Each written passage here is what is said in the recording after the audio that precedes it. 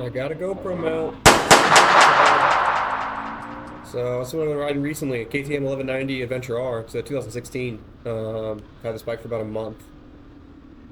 Like I said in a previous video, I've been riding ADV bikes more recently. I love the versatility of ADV bikes, even though I'm not a an old dad who just rides them to Starbucks because they're comfy. They are comfy though. This one's particular. I got a Corbin seat on it, and it is super comfy. But that's not why I bought this bike. This bike is an absolute Swiss Army knife.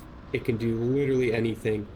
It is fast as hell. It feels awesome on dirt. It is comfy. I could ride this bike all day. I mean, it's got all the trinkets on. It's got hydraulic clutch. It's got a Magura. It's got riding modes, switchable ABS, track control. It's kitted out. It is a top of the line bike. I got it for a great deal. Got it for like 6K with I think like 20-some thousand miles on it. But before this, I had a V-Strom 650 and an F800 GS in terms of adventure bikes, and the F800 I thought was just about a perfect adventure bike. The only thing for me was it was just a little slow. I mean, I think that's more of a want, not a need.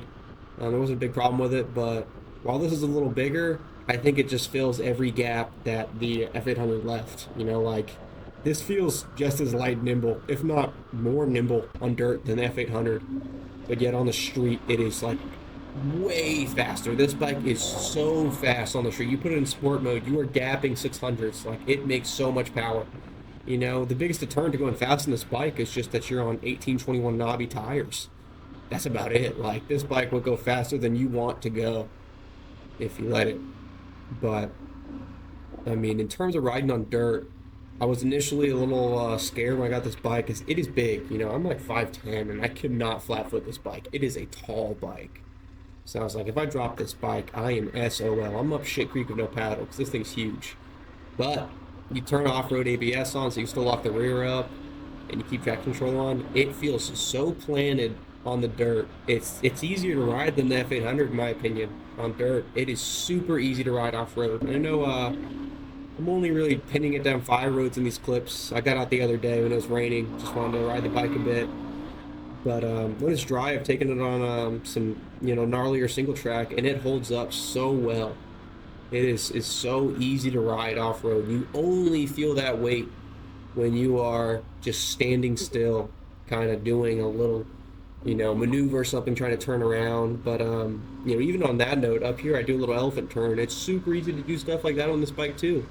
It's just the bike handles really well. The clutch pull is pretty much like negligible. It is super light, so it makes it easy to kind of pop the clutch out. But I mean, this bike's great. I think if you can get a chance to ride one of these bikes, it's really going to change your opinion on bikes as a whole. I'm going to make a video a little later on about why I think that ADVs are just slept on squid machines, because I think you could just do so much on them, and there's so much power in them. There's so much shenanigans you could do on these bikes, and I think they're slept on in the younger crowd. But yeah, I don't think I have a single qualm about this bike besides the service and the price tag of these bikes.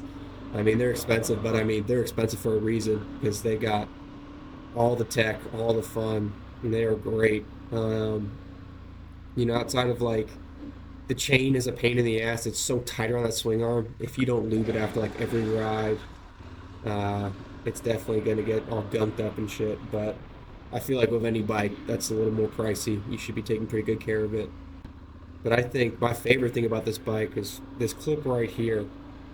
I'm going some odd like 70 miles an hour, disregard that false neutral, on a trail, and it feels so planted. I think there's no other bike I've ridden where I can go warp speed on a trail like this and feel confident, and then hop right onto a road and rip it like I'm ripping a naked bike. Like, it feels just as good on the street as it does on dirt. It's comfortable, it's fast, it's just... Ideally, if I were to have one bike, it'd be a big ADV bike like this. I think they're just super versatile, and I think they're fun as hell, man. Nothing beats being on a big-ass bike and smoking sport bikes on it.